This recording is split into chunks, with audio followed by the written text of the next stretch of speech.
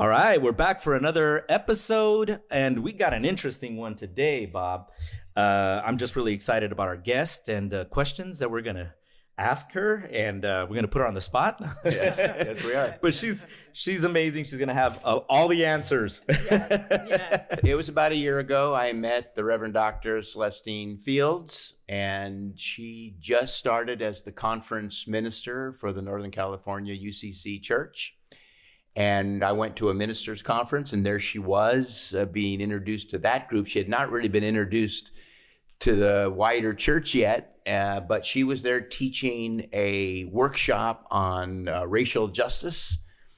And I found it fascinating, and we decided she was coming up for a visit and decided that we would interview her and talk a little bit about racial justice in the church. Sure. It's a pleasure and a joy to be here with both of you. I've enjoyed the chatting that we've done so far. It's been really, really wonderful. And you need to know that I'm a church geek, okay? So I can geek out on the church a lot, okay? That's fantastic. I was just going to ask you, so you did that workshop on racial justice, a requirement for all ministers. Yes. To do this. Tell us a little bit about that workshop. So that training was created by Reverend Davida Day McAllister.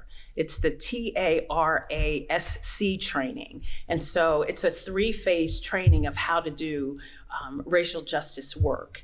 And you've had that training, right, which is a requirement for all authorized ministers. So the first phase is respect and affirmation, which we tolerance and acceptance is the first one. And so, of course, we all know someone who is a person of color, right? Yes, I love people of color. I have a best friend who's Black, okay? Mm-hmm. Yeah. Oh, yeah. They go to my church. They live But that's not good enough. And then we move into phase 2, which is respect and affirmation. And that's listening to the stories and the experiences of people of color, okay? And respecting those stories and that, oh no, that didn't happen to you. No, and acceptance, is, believing and being able to say, yes, that shouldn't happen to you. And you can be in this space in your authentic self, just as you are, and you don't have to be what society says you have to be, and then there's solidarity and critique. And that's making a broadcast assessment from a historical perspective. That's bringing history into a conversation and critiquing your friends, your family, your ministry settings, and bringing history into it. And then once you do that, you can come together in solidarity and you become the authentic us. So how are we doing? How's the church doing? You can start with the UCC, you can extend it to other mainline churches, but how would you say we're doing with this? As a Black woman in America and a Black woman in the church, I'm going to be honest, we have a long way to go. Mm. We have not arrived. We are probably not going to arrive. This is a process that's been happening for a long time for racial justice, a long time. But look how far we've gotten. Mm.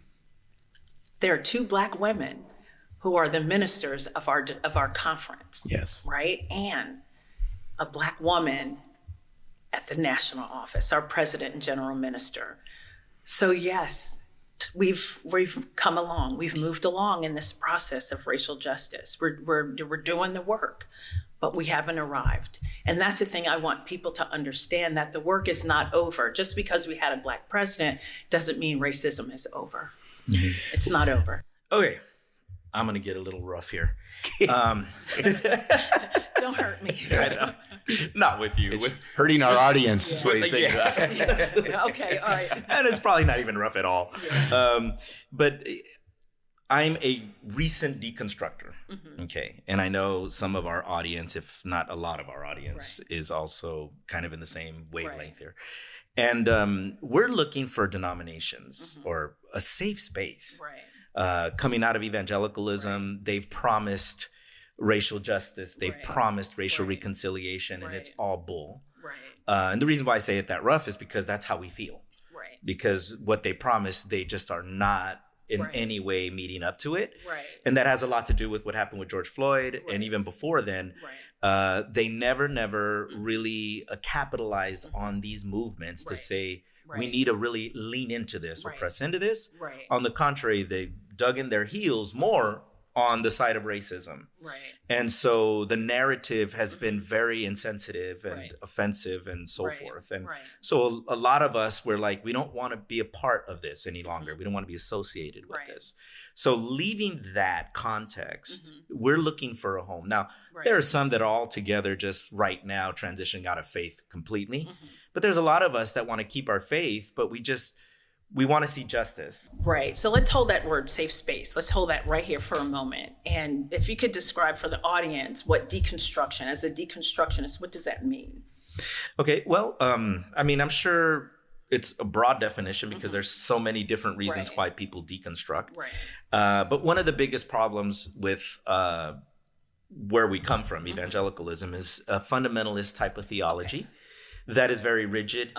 And in many times, if not all the time, their interpretation of scripture is going to limit their movements into racial justice, into, beyond. And it's just not happening. And I want to search, and I've been in that journey of tearing down what's really colonized theology, colonized, interpretations, to being Hispanic for me.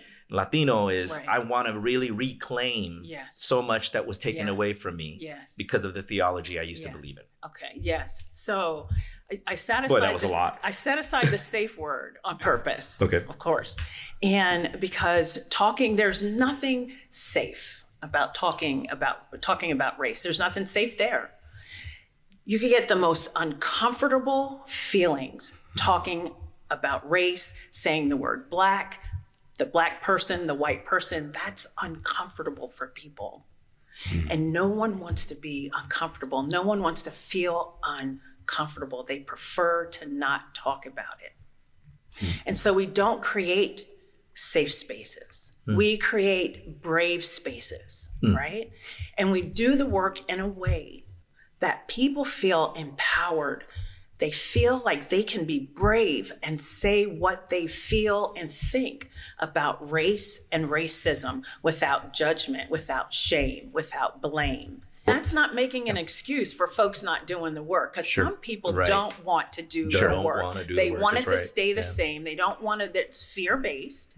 And fear is about loss, losing something, status, power, something like that. Some people, they don't want to do the work and they're not going to. And we can't engage. We're not going to be able to engage them in conversation. But those who want to come along on the journey, who want to do the work, yes. The reality is, I too, my grandfather, when he came to this country as an Italian immigrant, experienced the ghettos, experienced some of the discriminations, and here I am just 2 generations later. I think I've had pretty much a white experience growing up.